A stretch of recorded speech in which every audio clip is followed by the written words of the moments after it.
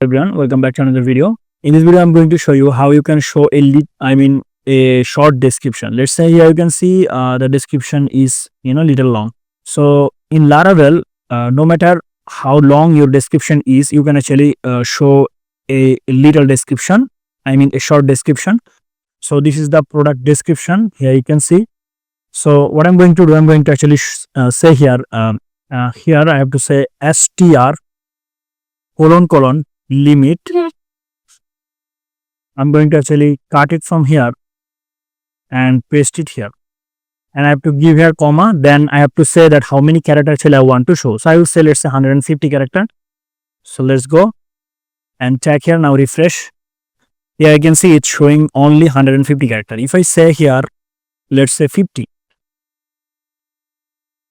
Now if I refresh, here I can see only 50 character. So this is how actually you can make your description short, or anything that is long text you can actually make it short. After that you can actually show, let's say you want to show dot dot. So you can actually show here like this. If I refresh, here you can see dot dot. So I hope you understand. Thank you so much for watching.